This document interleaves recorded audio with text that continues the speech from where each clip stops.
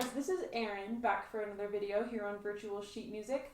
I had a request on my personal YouTube channel to do a video on staccato, and so I thought I would go ahead and do that for you guys here. 90% of the time, if you're struggling with your staccato, the problem comes from your air. For some reason, when flutists play legato, we use lovely air support, it's great, our tone is beautiful, and then we switch to staccato and all of a sudden we're focused on our tongue so much that our air just completely goes out the window.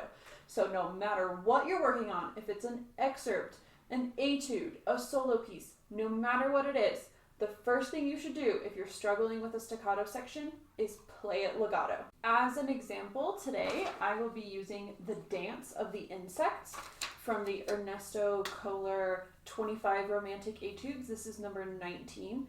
There's not specific staccato markings over each note, but at the beginning of it, it says spiritoso e ben staccato. So we're going to be playing that staccato. There's a passage starting at measure 31 that I'm going to play staccato first.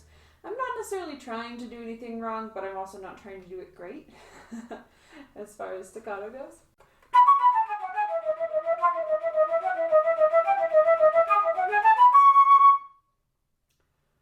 So there's my initial staccato. Now I'm going to play legato, and I'm really going to notice what my air feels like connecting between the notes. How fast is it going? How consistent is it? I'm really going to try to memorize the feeling of playing it legato and slurred.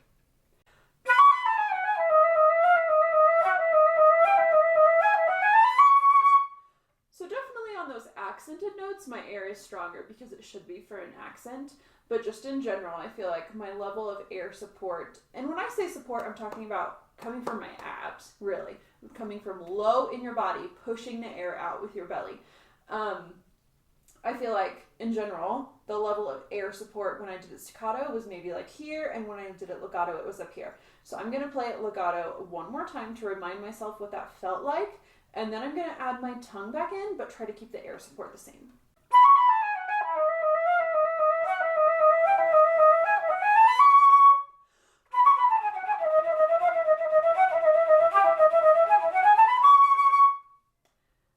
That felt much better to me. It felt like I had more musical direction because my air support was better, and the staccato felt much cleaner to me.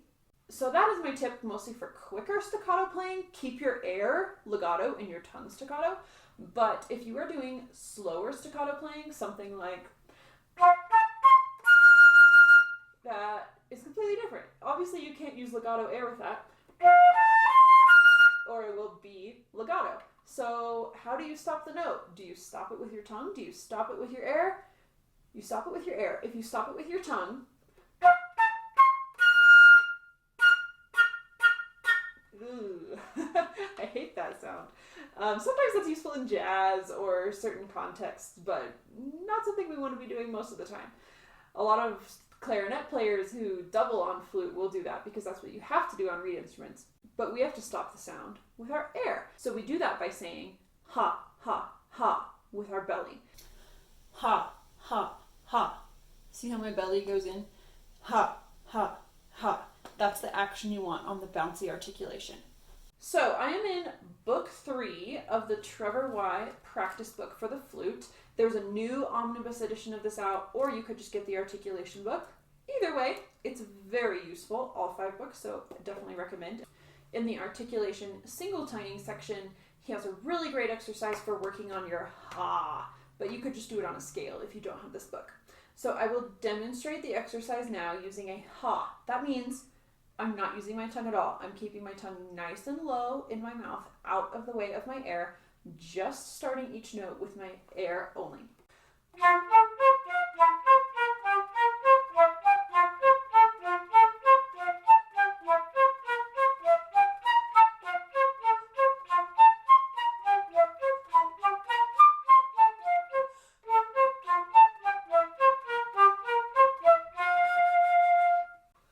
That was all with my air, no tongue. You will probably crack some notes.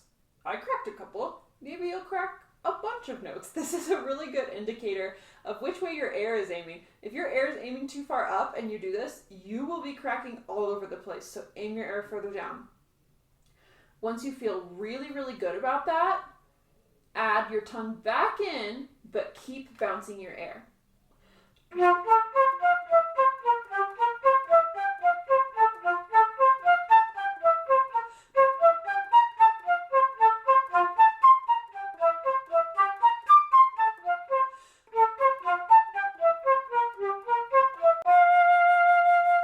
This bouncy articulation comes up in all sorts of pieces for the flute, and it's a really important technique to have.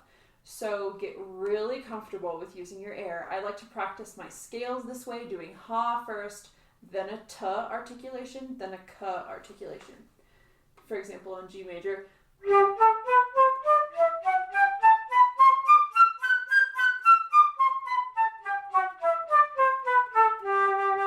then t,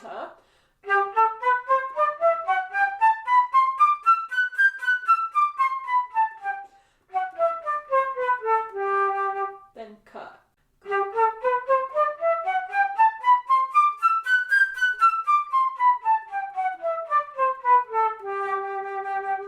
Another totally random tip that I picked up at a masterclass with Keith Underwood is to think pearly with your articulation.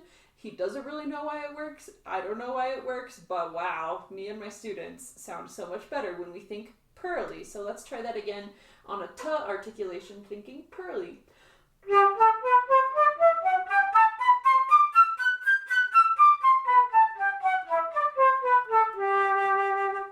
I don't know if it has to do with how on the word pearl, your tongue is really low in the back of your mouth, and maybe that helps, or if it has something to do with mental imagery.